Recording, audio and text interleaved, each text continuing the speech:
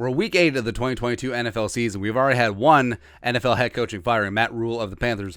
You gone. Hey, enjoy all your money, all that stuff, right? And as we're working our way through the season, it's clear that some guys are probably not long for their job. A couple are going to get fired in season, a couple after the season. We want to gauge the temperature of the seats and take a look at the NFL head coaches who are currently on the hot seats. So up number 1, Nathaniel Hackett. So he's number 1. It's not even close. Like everyone else is like so far behind, even though their job is also tenuous. So it's been an absolute disaster in Denver so far. And beyond Russell Wilson and him being weird and all that stuff and just maybe not meshing with the team and also being trash and also being ass. Thank you. Hackett has had issues with game management. He's just been a disaster. I think the Vikings got lucky that they hired O'Connell as opposed to Nathaniel Hackett. I like John Elway. We could have hired Kevin O'Connell, but you didn't. Get out of here. So I do believe the rumors that if and when the Broncos lose to the Jaguars over in London on the flight home, like Hackett is like, cut it out. You're gone. Like they're going to fire him. They're going to leave him in London. Hackett's of London. So he's going to be gone in short order. At minimum, he's going to be a one and done. I would not be shocked if they fired him in season. That's how bad things have gone. Next up, number 2. Dan Campbell, the Lions, biting kneecaps and stuff. Even though ownership has said, like, oh, it takes patience. So we're definitely backing Dan Campbell. That is always a kiss of death. Like, whenever the owners feel like they have to come out, it's like, hey, we supported our coach. He is gone. He's going to get fired soon. And it sucks because I like Dan Campbell, but he does make some in-game management mistakes. He hasn't really learned from them. He basically gave the Vikings that win a couple weeks ago, and the Lions are extremely talented in both trenches. They're probably going to be in line for a top 5 pick, if not the number 1 overall pick, so they're going to get their quarterback, and that's going to look like a plum job for whoever comes next. Next up, number 3, Frank Reich of the Colts. How bad is it where you bench Matt Ryan, and you're like, we're going to roll with Sam Ehlinger? Texan Tebow, get out of here. But they're 3-3-1, obviously underperforming. Jonathan Taylor Thomas has been invisible. Trust me, I know, because of fantasy. And they've been disappointing all the way around in a very winnable division. And I think that they've had patience with Reich. I think that Frank Reich has done a pretty damn good job. They had 11 wins with the corpse of Phillip Rivers a couple seasons ago, went to the playoffs, but Irsay is not really a patient owner, so I could see Frank Reich being fired in season. Next up, number 4, Dennis Allen of the Saints. Now, it's clear that Dennis Allen was just a stepping stone quarterback. He was a stopgap after Sean Payton, suddenly retired. They're like, who do we got?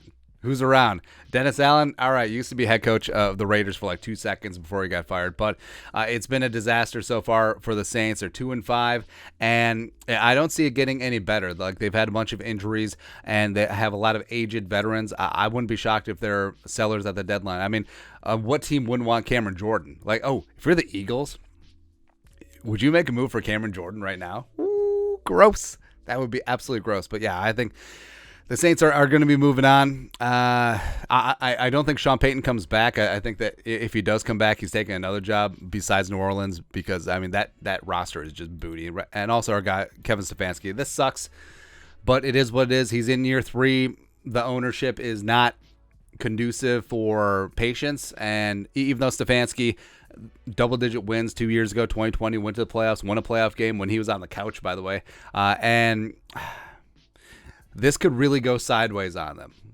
because, the Browns have injuries.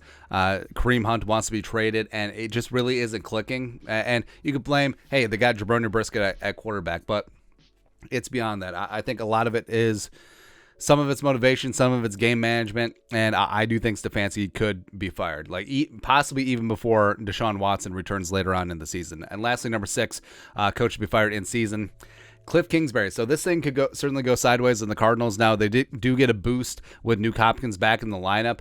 They got a big-time win Thursday against the Saints. But, if they start piling up some losses and finger-pointing happens very quickly with the Cardinals, and Steve Keim could just be like, you're gone. You're gone. Cliff, you're gone. That's my fault for hiring a college coach who didn't have a winning record in the Big 12. Yeah, a couple guys who could be gone after the season. So, Lovie Smith, I think that I don't know what the hell's going on with the Texans. So, like, Luke Easterby left was fired. Then Nick Cassera, the GM, also another former Patriot guy. I think he could be gone as well. I mean, it's just been a mess, just been a quandary. Where last year with David Culley, I think Culley did a pretty damn good job, especially at the end of the season, but they fired him. They brought in Lovey. I think Lovey would be a one and done, even if Caserio stays. Even if he doesn't, I think that Lovey is gone either way. But I think that they will allow him to finish out the season because there were no expectations. There were zero expectations with the Texans going into the season. Next up, number 2. Could be a little bit of a surprise, but could Todd Bowles be a one and done with the Bucs? Now, things are quasi-imploding. They've had a lot of injuries, but shockingly, the defense is not where it used to be, and they have a lot of talent on that side of the ball. That's also Todd Bowles' specialty. So maybe ownership and Jason Licht, maybe they just want to like completely wash away the Arians and the Bowles era. Maybe they allow Tom Brady to test out free agency or trade him. We'll see what happens. Unless they turn things around. I mean, hell, 3-4, they're still leading the NFC South, which is kind of shocking. But I wouldn't be shocked if Bowles is gone. Brandon Staley, the Chargers. So, first coach with a winning record. But the Chargers have certainly left something to be desired. Now, you can blame injuries. And Bosa's been missing. Mike Williams going to miss some time.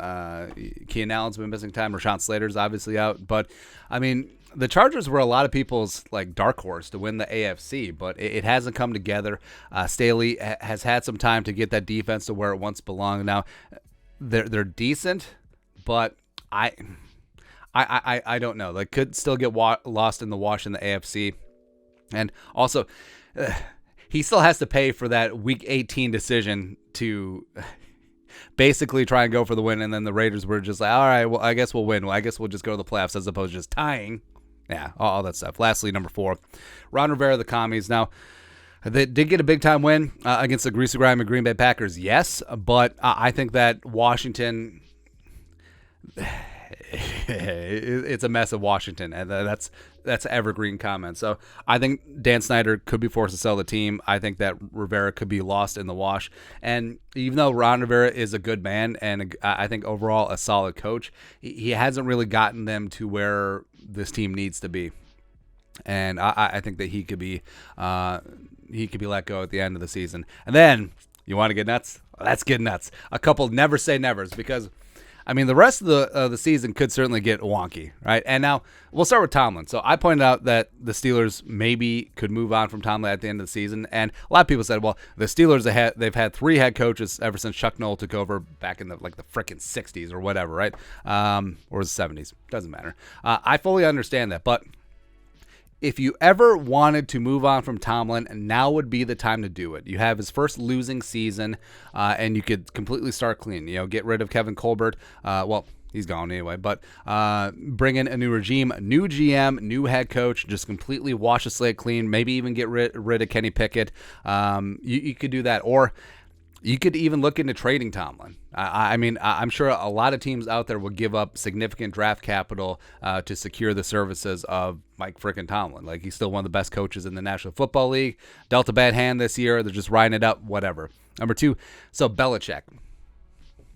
Belichick's getting old, man. I don't think that he wants to do this till he's 80. And Belichick and Robert Kraft, from the books and reports that have come out, it's clear they had a very good relationship at the start. Taking over, for the whole Parcells mess. And then maybe egos got involved, whether it's Brady, whether it's Garoppolo, whether it's Garoppolo trade, all that stuff. It does seem like the Patriots run is certainly over. And I don't know, is it going to be Mac Jones? Is it going to be Bailey Zappi? Who really knows? But if Bob Kraft wanted to make a move and get rid of Belichick, now would be the time to do it. Yeah, this potentially. Right? Well, watch. I mean, the Patriots somehow manage to go 10-7, make the playoffs as a wild card, and everything will be hunky-dory. Or, I mean, this thing could turn quickly. I mean, you saw the comments from Jacoby Myers not agreeing with Coach on the quarterback decision. Could you imagine, any Patriots player saying that about Belichick in the media? Any prominent Patriots player saying that about Belichick in the media during their Super Bowl run? No.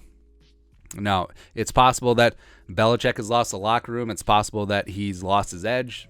Certainly. And lastly, Kyle Shanahan. So, they went all in. They went all in trading up for Trey Lance. They went all in trading for Christian McCaffrey. And it has to work out. I mean, the Niners, bottom line, have to at least make the playoffs. But, I mean, this thing could also go very sideways because your quarterback is still Jimmy freaking Garoppolo. But they got Trent Williams back from injury. They got Debo. They got McCaffrey, who's going to be worked into the offense. They have the best defense in the league, respect. And, well, best defense in the league that got lit up by the Chiefs, yes.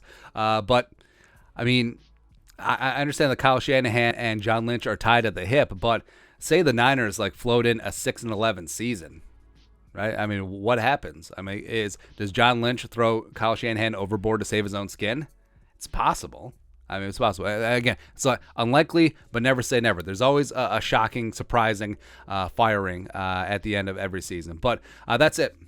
Let's take a look at the NFL head coaching hot seat. Let us know your thoughts and our thoughts on the comment section below. Subscribe for daily Vikings takes. Want to support the work? Put a little something in the Venmo. But till next time, Skol, production value.